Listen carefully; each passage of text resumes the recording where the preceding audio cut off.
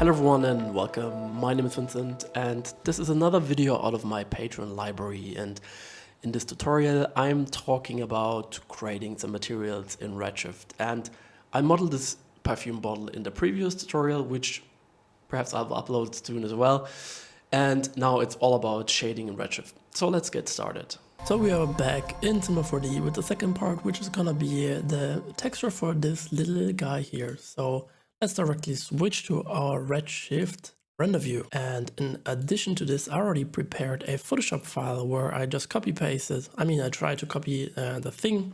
It's probably another font, but it's good enough. So let's export this guy. So I'm just exporting a 2K JPEG material, and I'm touching the font on the perfume bottle here in front of the computer, and there is really just the tiniest bit of bump in there. So I'm just converting my two fonts, and I'll save myself a bump map file. And I think this is the same thing what Zach did in his tutorial. So easy. Let's select this guy, go to Gaussian blur. Let's blur it, I don't know, just a little bit, and let's save it again. So back in Cinema, let's have a look onto my scene here. First of all, let's switch to fit window. It's too big and I have this cool perfect bathroom, that's so nice. So let's hide our dome light. I don't want to have a background, and I'll just give myself a stage background object. And now let's make it a bit bigger. Let's put the cap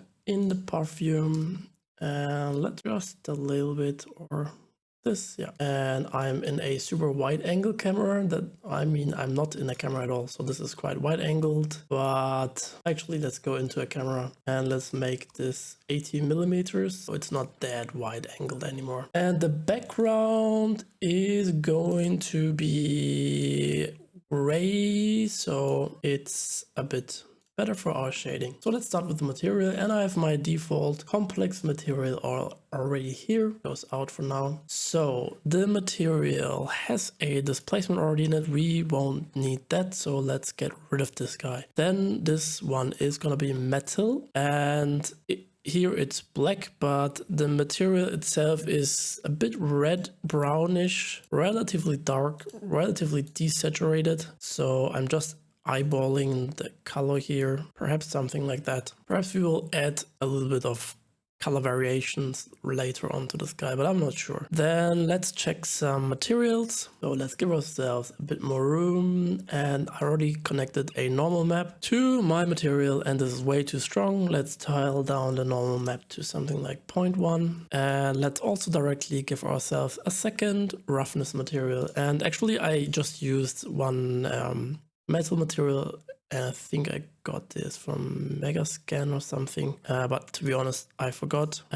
Let's drag the roughness from the same material in here as well, connected to our base material, which then directly goes into our ramp. And my material is quite shiny, so let's make it something like that, but I think it's still too rough, and perhaps this is also because of the bump. So let's try to make it even smaller, and this is a good start. We don't need a second bump map, and the normal map is still too strong. The normal map and the roughness map are both too big. Let's make them a bit smaller. Still everything is too strong. The bump of the tiny noise is too strong, and the normal map is also too strong. I think this is looking relatively good. Now let's add some fingerprints. So I have a fingerprint material here. I will use this in my color layer. Just enable this guy, and I want to add it. I want only very little the fingerprints, so probably it's really hard to see. Let's preview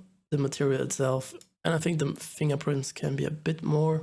Really only very tiny visible. So before the ramp, everything looks like this. Well, the fingerprints are really bad to see. Let's try another method. First, we'll go with overlay. This gives a interesting, unique variation of roughnesses. Let's preview our whole material again. And still, I think our normal map is too strong. Yeah, I think this looks pretty good. I'm just playing around a tiny bit with the reflection, so I want to increase the contrast a little bit of some imperfections. So then the next thing I mean, this material wasn't complex. It was actually incredibly easy because we got rid of all the use parts. But the second material, the type on top of it, there is a new way to speed up. And probably if you are working in your scene, we need to go to Redshift Advanced and then to System and then to Legacy. And your material processing mode is probably on the stacked one. I switched it back to Legacy because I think it's annoying that the materials are calculated on top of each other. So with the new system,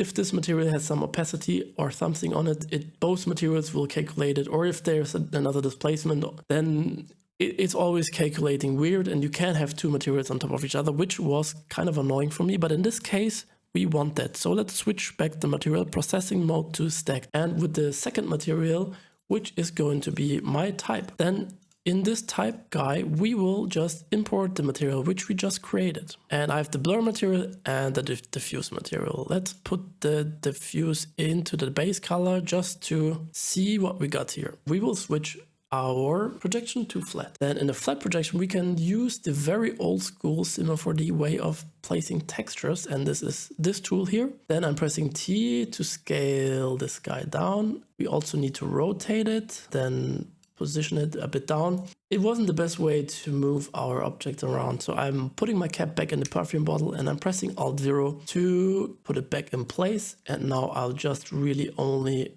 make a rotation by 90 degrees. So we need to unclick this button for the texture, go back to the normal one, rotate our whole objects by 90 degrees. So it's directly facing the camera. And then let's activate the material part again, press T to scale this down. Let's scale this one down and we can quickly position this into place. Then select the material and we don't want to have tilings. And now let's see how it should be. Overall, my font is not bold enough, but I mean, this is just typographically speaking. So now this material needs to be connected into a color layer because I want the white area to repeat. So let's put this into layer color 1, preview this, and the background color should be white as well. Now we need to connect this because we scaled down the material, there is no repetition. We don't have tiles. So actually this step is probably not necessary. So we just need to put the material into the opacity. I will untick the color again. Now I'll just connect it into the opacity. And now we are exactly wrong. So let's also give ourselves a color invert, put that into geometry, opacity, noise. Now everything looks great. And now we only need to use the second one for our bump. Get rid of this one. And I will leave my camera. And actually, let's switch back to the normal mode, leave the camera, and I'll just go super close to see how the bump is behaving. And let's increase the strength. Now you can see this is way too much and also in the wrong direction. So let's try minus 0.1. This is also too much, minus 0.05. And now there's a tiny bit of emphasizing of the edge. And I think this looks great. Then also the black thingy is not metally reflective, but it's black and it's relatively matte. It's quite dark, very matte. That's that. Now let's light more into place and I can switch my second camera here back to perspective and let's put the light a bit more in place. You can see the bottle is really tiny. Something like that. Looking good, and the top light is too strong in this case. Let's put it down to 2. Well, actually it would be better to get a full reflection from the top so we can understand things a little bit better. So the type isn't black enough. Perhaps we'll make it less reflective and perhaps tiny little bit more bump. I think this is looking good. Then let's put the bottle back a little bit in their perspective so we get a bit more reflection and things going on. Yeah, let's check the material again. And I want to adjust the shader like a tiny bit slow.